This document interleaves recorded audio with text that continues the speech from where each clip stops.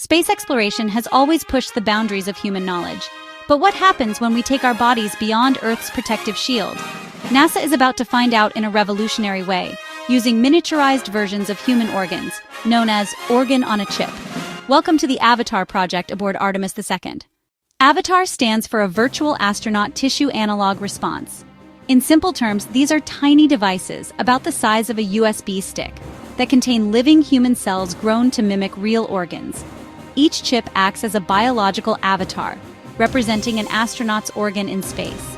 NASA can study how these organs respond to two of the most extreme conditions in space: microgravity and deep space radiation. This allows scientists to understand potential health risks for astronauts on missions beyond the Moon and even Mars, without putting the crew at risk. Organ chips, also called tissue chips, replicate the structure and function of human organs. For example, a heart chip can beat, a lung chip can breathe, and a liver chip can metabolize substances. Some chips can even be connected to mimic interactions between organs, giving scientists a glimpse into how the entire body responds to stressors or treatments. On Earth, organ chips are already used in personalized medicine. Doctors test how a patient's cells respond to drugs or radiation. In space, the same principle allows NASA to predict how each astronaut might react to the harsh conditions of deep space. For the Artemis II mission, NASA will focus on bone marrow chips. Why bone marrow? Because it is critical to producing blood cells and is extremely sensitive to radiation, a major concern for deep space missions. Microgravity on orbit already causes bone density loss in astronauts, but now, beyond Earth's magnetic shield, exposure to cosmic radiation adds another layer of risk. The chips are populated with stem and progenitor cells derived from Artemis II crew members.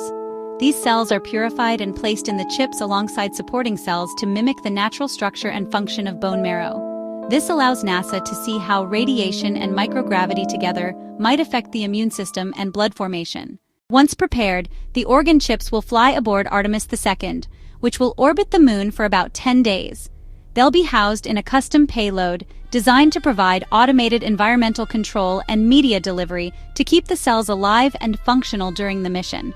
During the flight, the chips will be exposed to the same conditions as the astronauts themselves, giving scientists an unprecedented look at how human tissues react to deep space conditions in real time. After the chips return to Earth, scientists at Emulate Inc. will examine them using single-cell RNA sequencing. This powerful technique analyzes thousands of genes in individual cells, showing exactly how spaceflight affected each cell's function. The flight data will be compared to ground-based controls to isolate the effects of microgravity and radiation, providing the most detailed view of bone marrow health in deep space to date. Why does this matter? Understanding how deep space affects the human body allows NASA to prepare medical supplies and interventions tailored to each astronaut's needs. This knowledge could make long-duration missions safer and more effective, whether we're exploring the Moon, Mars, or beyond. And it doesn't stop at astronauts. This research could accelerate personalized medicine innovations for patients on Earth. NASA's Avatar project is more than just a science experiment. It's a revolutionary step in understanding human health in space. Tiny organ chips may hold the key to protecting explorers as we push the boundaries of space travel, ensuring that when humanity goes further than ever before, our health goes with us. The Artemis II mission isn't just a journey to the Moon. It's a leap toward personalized medicine in space, proving that the smallest devices can have the biggest impact on our future.